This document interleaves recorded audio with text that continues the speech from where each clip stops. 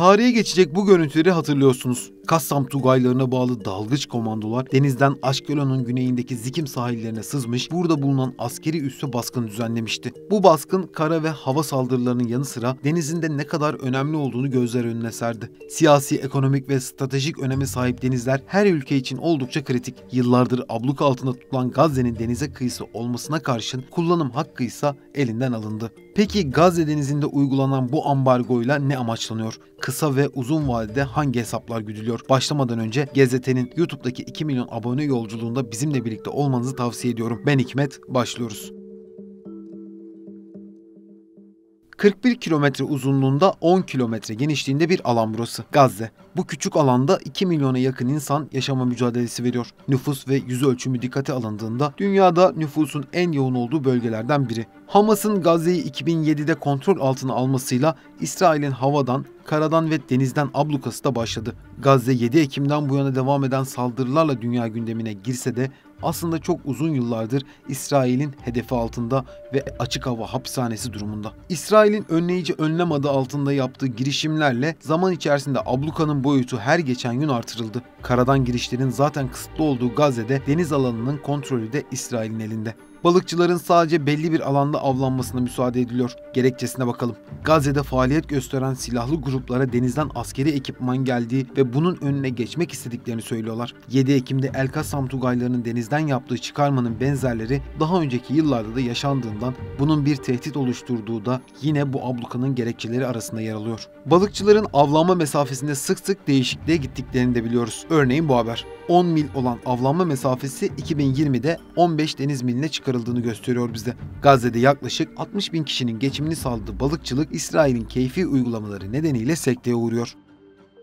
Bu mesafenin zaman zaman deniz miline kadar düşürüldüğünü biliyoruz. Bu sınırı aşan balıkçılara ise uyarı ateşi açılıyor. Bu abluka neticesinde tarım ve balıkçılık gibi temel gelir kaynaklarında büyük problemler yaşanıyor. 1993'te Filistin Kurtuluş Örgütü ile İsrail arasında imzalanan Oslo Anlaşması'na göre Filistinliler herhangi bir İsrail müdahalesine maruz kalmadan Gazze şeridinden 20 mil açığa kadar serbest hareket edebilme hakkına sahip, ancak İsrail yönetimi Filistinli balıkçıların bu hakkına engel oluyor. Peki sadece bu şekilde mi? Elbette değil.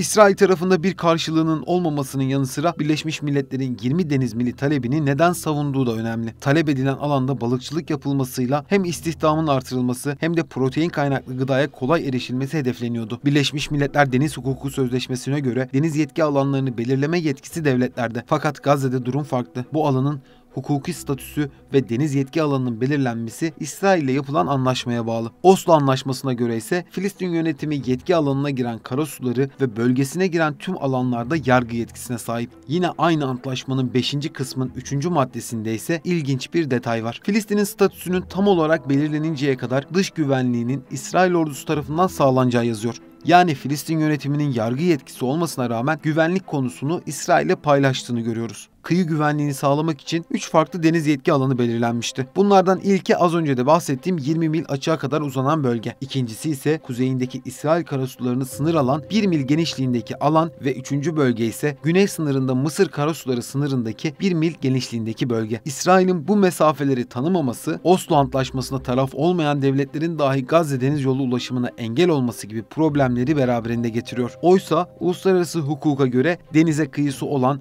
veya olmayan tüm devletlerin ticaret gemilerine geçiş hakkı verilmesi gerekiyor. Biraz geriye gidelim. Filistin'in yakın tarihinin dönüm noktası sayılan 1. Dünya Savaşı'ndan sonra bu topraklar 1917'de İngiltere tarafından işgal edildi ve Balfour Deklarasyonu ile birlikte bölgede bir Yahudi devleti kurulacağı tüm dünya kamuoyuna duyuruldu. 1917 sonrasında ortaya çıkan bu süreçte Filistin'de Siyonist projenin siyasi ayağı uygulanmaya konuldu. Bugün binlerce çocuğu öldüren İsrail'in ortaya çıkması da resmiyet kazanmış oldu. Arap ve Müslüman halkın çoğunlukta olduğu Filistin'de gerçekleşen bu adımlar diplomasi tarihi açısından incelendiğinde kendine özgü ve benzersiz olduğundan oldukça önemliydi. Siyonist bir proje olduğunu ve batılı devletler tarafından desteklendiğini biliyoruz. Bu da aynı zamanda Filistin'in siyasi, ekonomik ve sosyal durumunu olumsuz yönde etkiliyor. Bölge bu dönemden itibaren hiç bitmeyen karışıklıkların ve çatışmanın merkezi haline dönüşmüş oldu. Ekonomik boyutları ve Siyonist hedefleri bir yana koyarsak, İngiliz sömürgeciliğinin de etkisiyle bir takım politikaların burada şekillendiğine şahit oluyoruz. Bu bağlamda Akdeniz çok önemli. Akdeniz'in doğusundaki etkisini artırmak isteyen, bu yönde bir strateji belirleyen İngiltere'nin Siyonizmi desteklemesinde önemli etkenlerden biri olduğu şüphesiz. Süveyş kanalında bu noktada bir parantez açmamız gerekiyor. Buranın güvenliğinin sağlanması için Yahudi devletinin kullanılabilir olduğu düşünüldü.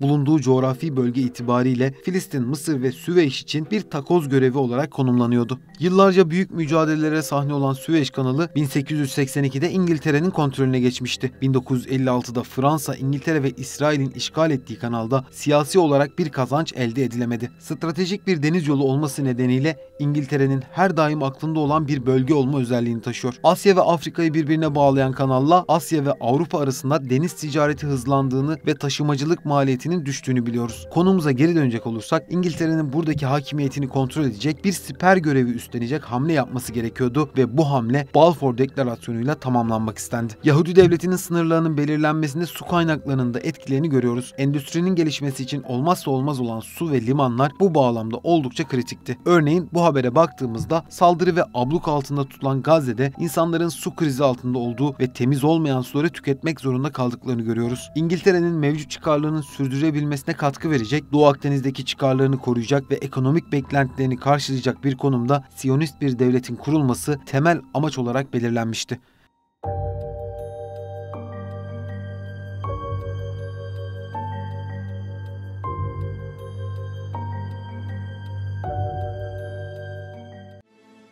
Doçent Doktor Cihat Yaycı, Asya, Avrupa ve Afrika kıtalarına kıyasla merkezi bir konumu bulunan Doğu Akdeniz'i, Orta Doğu, Kafkasya ve Orta Asya'nın enerji kaynaklarının Avrupa'ya ulaşımını sağlayan, enerji ulaşım hatlarını büyük ölçüde kontrol eden ve tüm Akdeniz'le birlikte dünya ticaretinin yaklaşık 1/3'ini bünyesinde barındıran çok önemli bir kesişim noktası olarak tanımlıyor. Ulaşımın yanında bir de deniz tabanında yer alan hidrokarbon ve doğal gaz rezervleri meselesi var elbette. Bu da yeni fırsatlar ve güçlü rekabetin yaşanacağı yeni bir alan olarak karşımıza çıkıyor. Bu bağlamda birçok ülkenin büyük diplomatik sorunlar yaşaması da kaçınılmaz olmuştu. Gazze'nin bu rezervlerden payı da ayrıca irdelenmesi gereken bir diğer konu. Yüksek öğrenim tezlerine konu olan bu mesele günümüzde yaşananların sebeplerinden biri. 1999'da Gazze şeridi kıyısında keşfedilen Gazze Marin, Doğu Akdeniz'deki ilk doğal gaz sahası olma özelliğini taşıyor. Fakat İsrail bu sahaların kullanılmasına izin vermiyor. Kıyıdan yaklaşık 19 mil uzaklıkta olan bu saha Oslo Anlaşması'na göre yine Filistin yönetiminin kontrolünde. Fakat Hamas'a göre burası kendi kontrol ettiği coğrafi alanda yer alıyor. 30 milyar metreküp rezerv olduğu tahmin edilirken bunun Gazze'de yıllık 560 milyon doların üzerinde enerji tasarrufu sağlayacağı, ayrıca 2,5 milyar doların üzerinde yıllık gelir getireceği hesaplanmıştı. Yıllık 1,5 milyar metreküp gaz üretilmesi halinde 20 yıl sürmesi beklenen bir çalışmadan bahsetsek de günümüzde gerçekleşme ihtimali oldukça zayıf. Ben ne düşünüyorum birkaç cümleyle anlatayım. Özellikle dikkati çekmek istediğim kısım İsrail'in Gazze açık denizindeki bu enerjiye ihtiyacı olup olmadığı. Öncelikle bu konunun İsrail için olmazsa olmaz bir mesele olduğunu düşünmüyorum. İsrail'in yıllardır uyguladığı insanlık dışı muamelenin sürdürülebilmesi için bu politikanın uygulandığını görüyoruz. Asıl mesele ekonomik refahın yükselmemesi, su ve enerji gibi iki kritik konuda bağımlılığın devam etmesi diyebilirim. 7 Ekim'de Hamas'ın Aksa Tufanı ismiyle başlayan çatışmaların bir sonucu olarak Netanyahu hükümeti bu gaz sahalarını bir koz olarak şu an elinde bulunduruyor. Bu yolla önümüzdeki günlerde Hamas üzerindeki baskının artmasını isteyeceklerdir.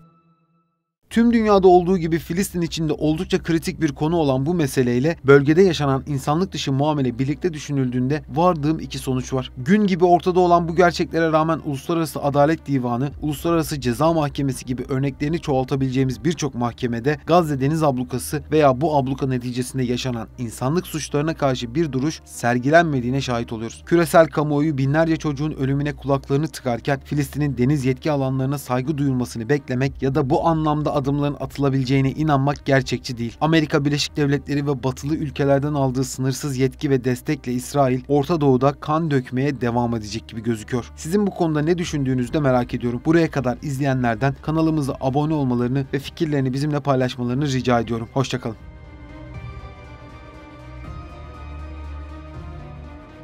Tarihe geçecek bu görüntüleri hatırlıyorsunuz. Kassam Tugaylarına bağlı dalgıç komandolar denizden Aşkelon'un güneyindeki Zikim sahillerine sızmış, burada bulunan askeri üsse baskın düzenlemişti. Bu baskın kara ve hava saldırılarının yanı sıra denizin de ne kadar önemli olduğunu gözler önüne serdi.